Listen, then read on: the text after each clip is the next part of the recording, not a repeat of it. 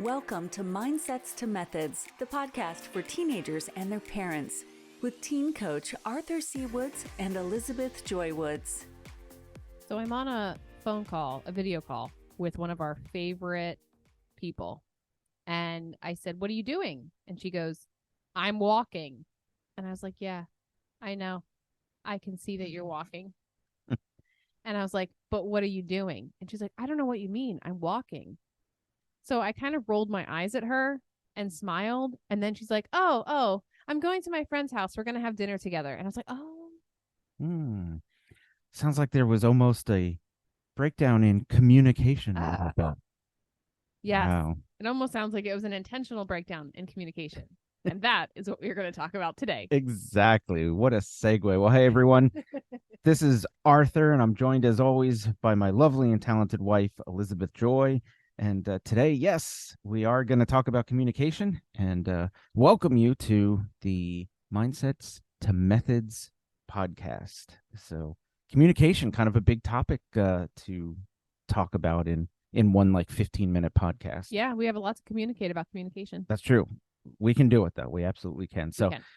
So if you're listening to this, you're probably either a teenager or the parent of a teenager. And even if you're neither of those things, welcome to the podcast. Glad you're here too. But our first kind of question for the day is, in what ways do teenagers typically communicate today? Because it's a little different than when you and I were growing up. It definitely is. I mean, obviously, the first thing that comes to my mind is their phone. Yes. You know, they communicate on their phone. Like they pick up the phone and they make telephone calls on their phone. Funny you should say that. When I was growing up, I had a pen pal. Did you ever have a pen pal? Adorable. I don't know. I wasn't a very good. I probably did, but I wasn't a very good one myself. Okay. So didn't last long. Well, I met this. We were just elementary school kids, and I met this little girl, and her name was Giggles. What? Yeah, it was a nickname. Okay, but, obviously. Anyway, she was like at the last day of camp, she was like, "Do you want to be my pen pal?" And I didn't even know what that was, so I had to ask her what that was. But anyway, she and I were pen pals, which lasted about 10 minutes after camp. Of course, yeah. But she would write me letters and then physically write a letter on a piece of paper and get an envelope and get a stamp and mail it to me, and it would take so days to get to me, and then 4 months would go by, and then I would write a letter and I would get an envelope and a stamp and mail it to her, and so it's a little different these days in terms of what communication is. I kind of like our technology better today than and remember when you and I were dating, long distance phone calls. Yeah, we had to pay extra. Yep. Yeah, I remember. And you had to do it at 7 o'clock at night when the rates went lower. Otherwise, it was crazy expensive. These are the things that we had to think about. Exactly. Our high school years were so challenging. Yeah. So as you're listening to this podcast and we're talking about communication, the question I want to kind of first ask you, or I guess technically second ask you, because we already asked a first question, but the question I want to ask you is, with whom do you struggle most in communicating? All right. So I know the listeners can't answer us right now, but I would love for you as the listener to get a name in your head. Who do you struggle with the most? When you think about communicating, who do you have difficulty speaking with or having important conversations with?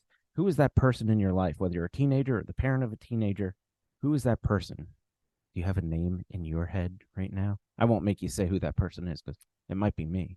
It's not you. I don't feel like I have trouble communicating with you, but typically I feel I struggle to communicate with people who I feel under pressure to respond to in a certain way.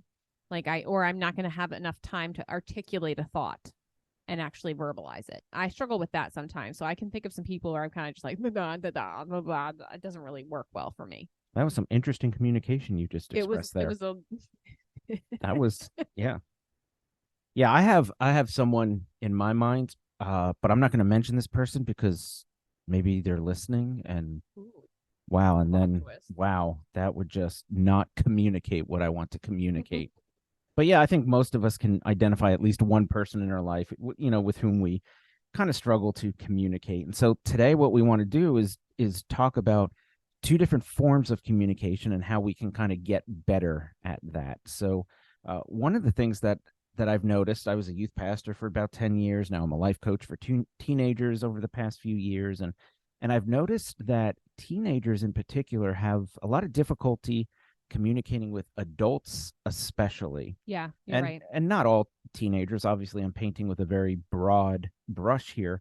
But I've had a lot of experiences with teenagers who just really weren't able to communicate with adults. So our desire here today is to kind of, if that teenager describes you a little bit, the desire is to kind of help you out a little bit. But even as adults, even as parents, we still struggle with communication. So why don't we talk about two different types of communication today? The first being, are you ready for this? Yep. Are you excited? It is written communication. Yeah, so I really feel like this is a common thing that people struggle with because, first of all, I'm horrible at it. I mean, I know we're talking about email here as well, but or a lot of email, but I struggle with texting because I just don't want to take the time to like make sure the grammar's right or I've spelled everything correctly. My phone wants to help me, my air quotes, help me with that, and it ends up sending something that makes absolutely no sense. So written communication is a big deal, and I think what I look for in written communication is exactly what I don't offer: attention to detail and a prompt response. Yeah. And there are so many different types of modern day written communication. We don't just have pen pals anymore. No. I would imagine most people who are listening to this right now probably don't write letters like in the good old days. Right. But like you mentioned, there's email and there's texting and there's DMs and there's all sorts of different ways to communicate digitally in a written form. And so you just mentioned promptness. I'm glad you mentioned that because I think that's one of the critical aspects that we want to talk about today in terms of written communication. So when someone sends you some kind of message, a DM, an email, a text, whatever it is, are you good about getting back to them in a prompt, timely manner? And I'm thinking about myself, and I would say, and you know this about me, with email, I'm pretty good about getting a pretty quick response to people. Texting and DMs, not as much. If I get a text or a DM from you, I'm definitely a lot slower to respond to that. Yeah. So one of the techniques that I use in order to try to assure that I have prompt communication with people that are sending me messages is something called Inbox Zero, and this is not unique to us, but rather something that's been around for a number of years. And so we all have all sorts of different inboxes in our life. We have email inboxes, we have voicemail inboxes, we have DM inboxes, we have text message inboxes, we have inboxes of inboxes of inboxes. And my goal once a day, and I don't always hit this goal, but my goal once a day, at least Monday through Friday, is to get down to 0 messages in my inbox. So I spend every day going through all my inboxes, responding to who I need to respond to, deleting what I need to delete, filing away what I need to file away, and just taking care of the things I need to take care of so that I can have a nice, clean email inbox or whatever the inbox is that we're talking about. But beyond that, the people who have contacted me then have gotten a response. Yeah, exactly. And I think that's really important. It lets you know that you're involved, you're paying attention, you're kind of like making eye contact with them, so to speak, throughout this conversation that you're having via messaging. Right, exactly. So something to think about: prompt communication. When you're engaging in written communication, are you responding quickly? Are you responding promptly? The other thing I wanted to talk about is the communication that you're sending. Is it professional? Now, if you're sending a text message to your best friend, you don't really have to be professional about that. Emojis are allowed. Yeah. You and I send text messages back and forth to each other, and usually I don't even understand what you're saying to me. I've already admitted my faults. Okay. So, but what we are talking about here is when, say, a teenager in particular has to send a message to a teacher, to a coach, maybe to a parent, to an employer, to a boss, a manager, whatever the case may be. You can send that message as if that person is just like your best friend, and you can send it with spelling errors and typos, and it can be a total mess. Or you can take the extra few seconds and actually make it a little bit more on the professional side. Yeah, and I think that's so important to be professional and to present yourself in a great manner because you really are presenting yourself. It's an extension of you, how you respond to or how you send an email or ask for information on something or whatever it is that you're doing, whatever the situation is. It's an opportunity to present yourself well when you pay attention to the details and you strive for excellence, which is also professionalism. Yeah, exactly. And as someone who's on the receiving end of a lot of messages from teenagers, but even from parents, it's amazing how often I do get messages that are, let's just say, far from professional. Way far from professional, where it's just, wow, you can just kind of tell they just tap this out on their keyboard real quickly and hit submit, and that there was no effort given to that. Yeah. Probably doesn't make you feel great either. No, and I don't want to come across judgy. The point's not to judge anyone about any of this, but certainly you get a vibe about a person based on how they're communicating with you, even in a written that's format. a good point. Yeah, absolutely. So promptness, certainly important. Professional, certainly important. And then this one I'm a little bit of a stickler for, I think, because you are. My mom was just Your always all about like being polite. Yes. Like you've got to be polite. And this is a great third critical aspect of written communication because it also is so important in verbal communication. But yes, you absolutely have to be polite in every manner. Yeah. Yeah, it does make a difference. So if you're sending let's say an email, we'll keep using the email analogy, and let's say you're sending it to your employer, you need to ask regarding some time off or something like that. Yeah. You're going to want to start that email with just some niceties, some politeness, if you will, and hey Mr. Foreman, how's it going? Hope your day is going well, or whatever it is you might say to them. So before you just send an email, just with your list of demands or asking or letting them know what it is that you want, just taking that extra second to craft a sentence that just shows some politeness, and end it with a nice thank you. And I like pleases and thank yous. Yeah, absolutely. And it definitely gives your email, which is difficult, or your written communication, which can sometimes be difficult, a warmth. You know what I mean? That you're going to be able to communicate to the other person. So there's a lot of communication happening in written communication. And of course, we all know that we're going to talk about we just did talk about written, and we're going to talk about another form as well. But there's many different forms of communication, and they all kind of interlink. So being polite is a great way to not only warm up the DM or the email that you are sending, or even the text message that you are sending, but also a way to make someone feel welcome face to face or on the phone. Yeah, 100%. So 3 critical aspects of written communication: promptness, professionalism, and politeness. If you can start exercising those 3 within your written communication, especially to those more important and formal messages, that would be a really good thing. So what about the second type of communication that's not written? Yeah, so we're obviously talking about verbal communication here, and there's a lot that goes into verbal communication, but we're not going to be able to touch on all of them for time. But for the main thing that I think teens can benefit from hearing is that you need to listen as someone else is talking.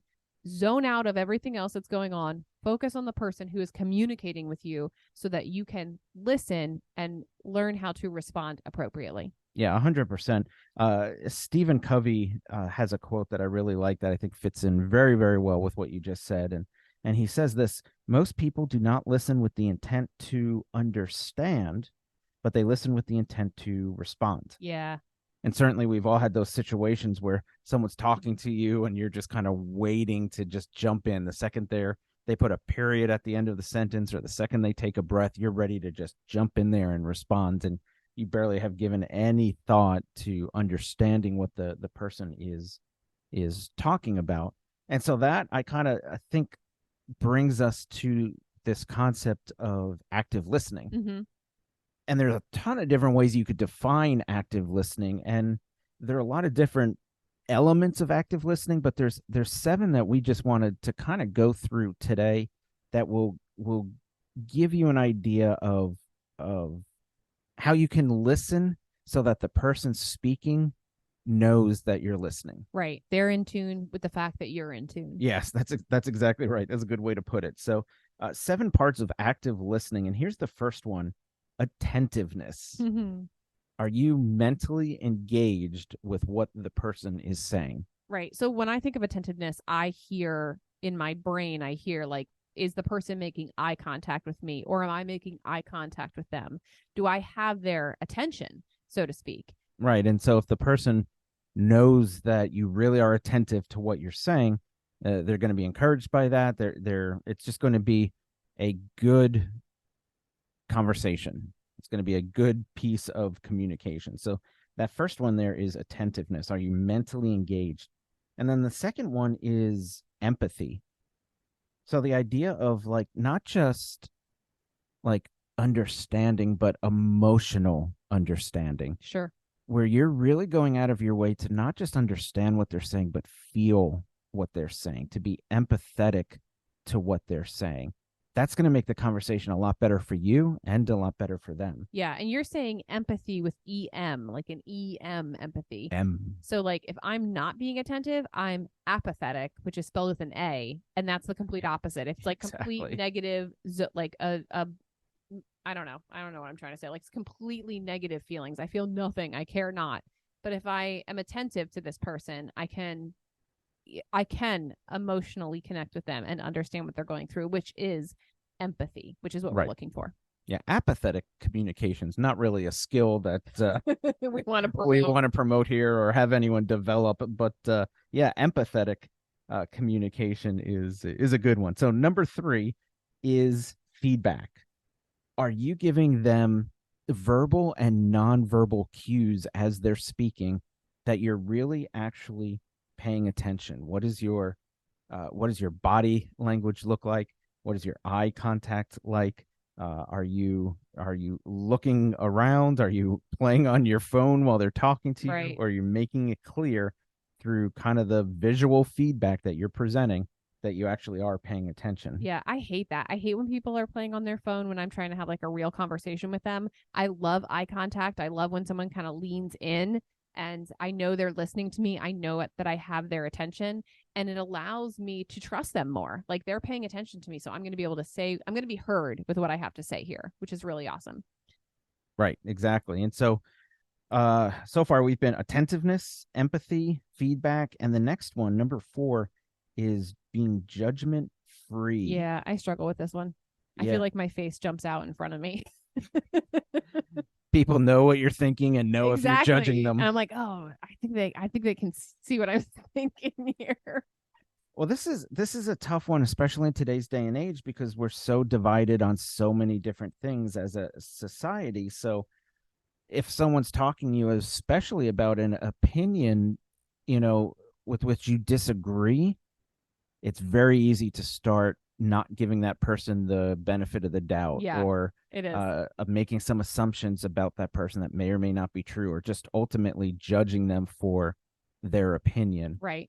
But I will say this, like these 7 parts of active listening really build on each other though. Like if I can be judgment free if I'm giving positive feedback and I'm empathetic because I've been attentive to the actual person in the situation. You know what I mean? Like they really do build on each other to allow you to have a full conversation that's satisfying for both or whoever is involved in it. Yeah, very good point.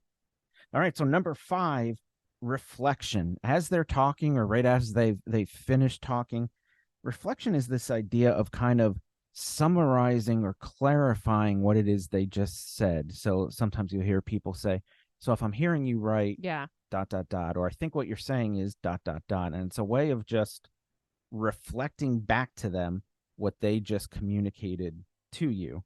And then they know you're listening, which is good, but also at the same time, you're getting that clarity around what they just said and a deeper understanding of what they just said, which actually takes us to the next one. Numbers 5 and 6 kind of go hand in hand. So you've got reflection, number 5, but number 6 is questioning.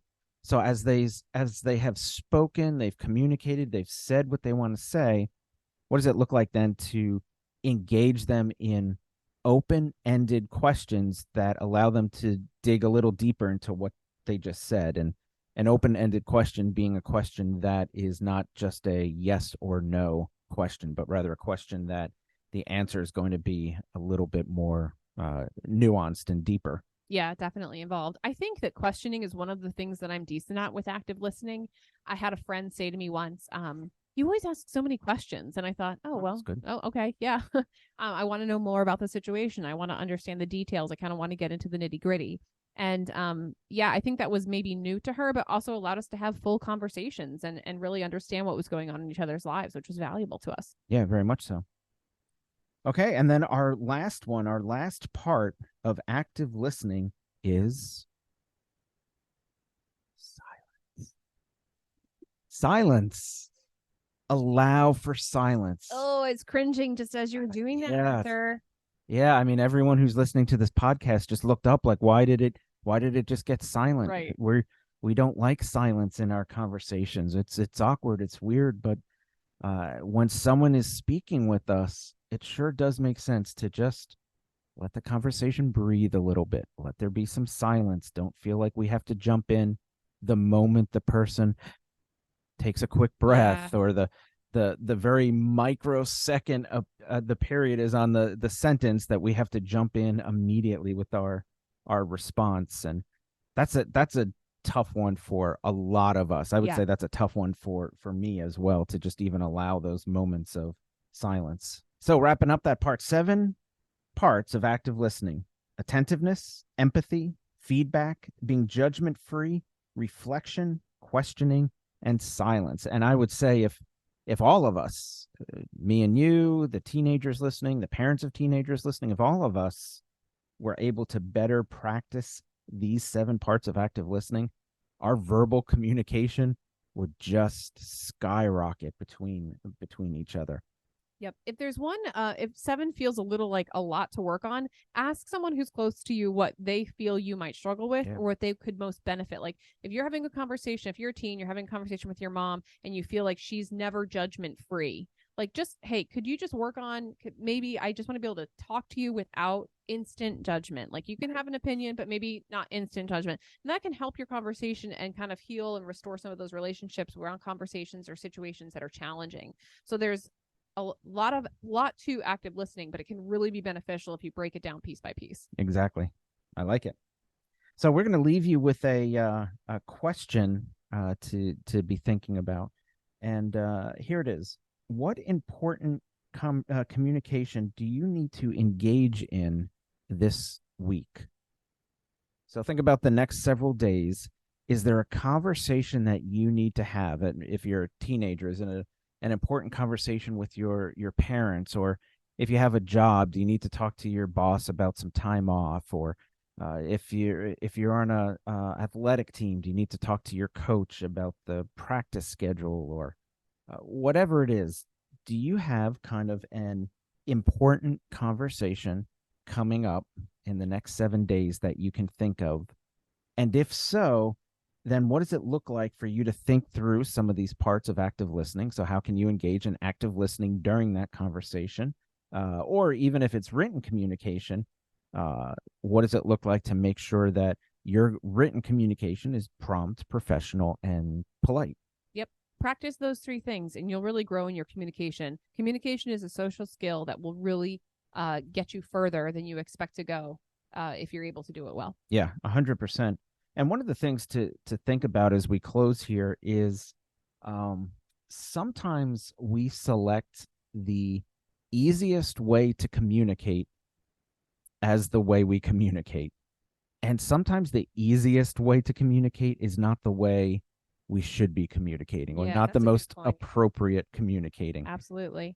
Like if you're dating someone and you're going to break up with them, maybe don't do that over text. Right. Don't leave it on a Post-it either. Yeah, maybe don't leave it on a Post-it. That's also, but as you think about that important conversation that you have coming up in the next week, maybe figure out what's the most appropriate way for me to have that. Is it verbal or is it written? And if it's written, is it text? Is it email? Or if it's verbal, is it in person? Is it over the phone? Like, what is the most appropriate method? Not the easiest method, but the most appropriate method for that important conversation. That's a really good point. I totally agree.